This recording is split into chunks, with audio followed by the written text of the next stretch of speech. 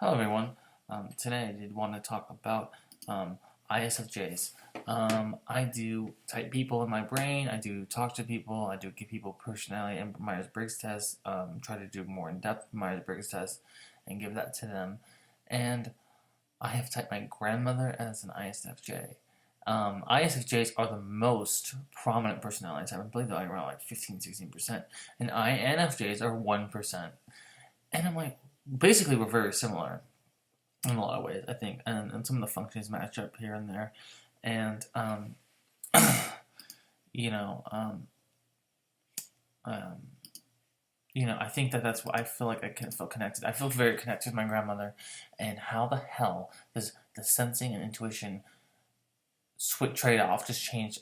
Make the population differential fucking crazy. Like I think that's amazing. Like, oh yeah, like if you're a sensor, you're the most prominent personality type. If you're an intuitive, you're the least prominent personality type. So that's the big difference is. ISFJs are very interesting to me. My grandma's very like this. She definitely is. She's definitely an introvert. I've asked her if she's an introvert. We get along very well because we like to sit at like while everyone's going outside and having fun. My grandma and I like to sit there and we like to play cards. We like to sit there and play cards. We like to sit there and do talk to each other, do a crossword, do anything to not talk with people. She hates going to the grocery store. I hate going to the grocery store. We've talked about this plenty of times. It's that feeling of going outside and having to interact with people and meeting someone or something, and like that's what scares us. Like I hate that, or like having to be like on the spot all of a sudden. Like that's to me is terrifying, and that's like we've talked about this. Like being on the spot, being a judging type like that. We don't like that. The introverted sensing is always about. She's always about about traditions and the past and kind of being. She's a very good matriarch, my grandmother, because she does value those things. She does value like the past and traditions, and that's what introverted sensing is all about. It's sort of definitely all what she's all about, and she's definitely all about.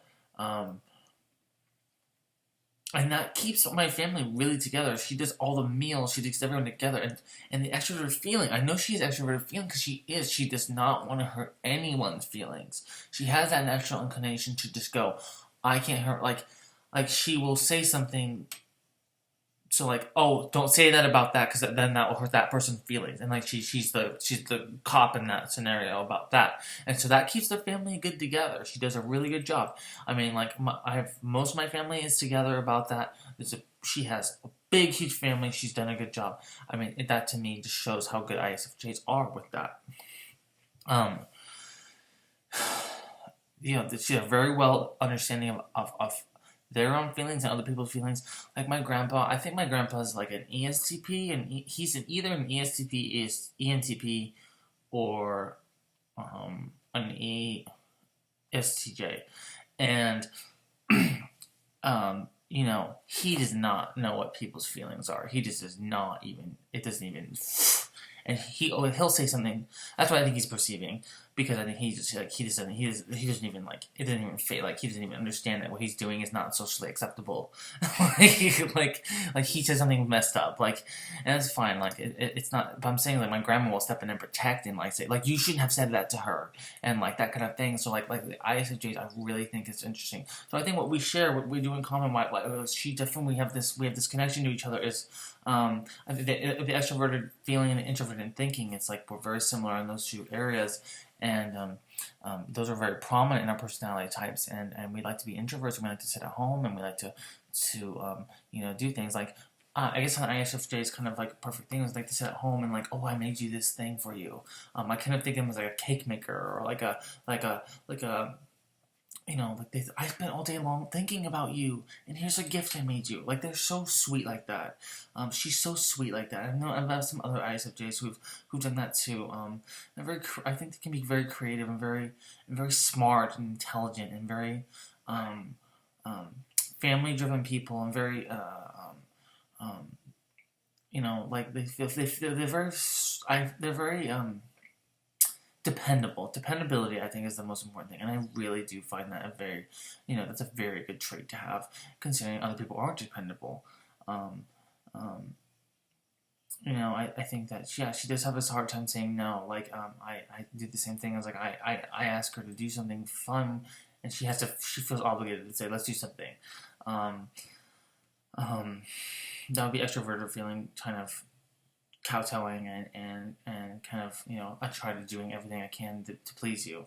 It's a very people pleaser kind of thing, and I'm just trying to think of the difference between, I mean, introverted sensing is going to be a lot different than introvert intuition, which intuition is just going to make everything crazy. So that's where we differ.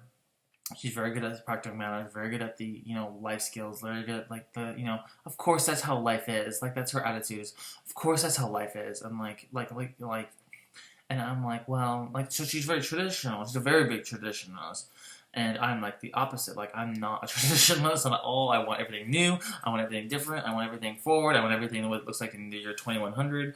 I don't like this old shit. Like, so that's what we differ in a lot of ways. And I'm always looking forward to the future, but then also like being dependable and aware of other people's feelings. And that's very, very, very strange and difficult and hard. As friendships, I think that ISFJs are great people.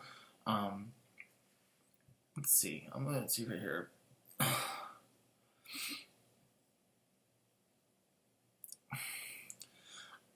I know you said this right here. Like, in face of criticism, they feel responsible.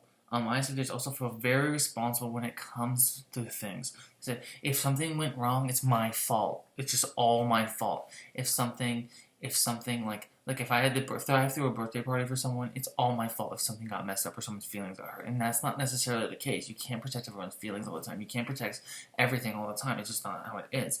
And that's how I feel all the time. I feel like if I'm the one who's responsible. I'm the one who's in charge. I'm the one who's the caretaker of a lot of things, and that's how I feel. I feel like responsible for other people, for the most part. And I think that's, they have a hard time saying no, and I have a hard time saying no to people too.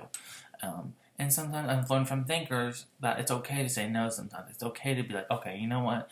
I don't feel like doing that today. I don't think I feel good for that position. That's not kind of my thing. I'll go ahead and pass. Can you pick someone else? And that will probably save some headache. Definitely thinkers are like, will just make a decision based without anyone's fucking feelings involved and shit. And like, well, I want to be like that, please, please, please. Because I was always am making a decision like how will this affect someone else when I make this decision. So, everyone has their place, I guess. So, I think ISFJs are great people. And I do relate to them as an INFJ, and very much, and just have them being one major letter off, but I still do feel related to them, and I've always had good relationships and friendships with the ISFJs that I have in my life.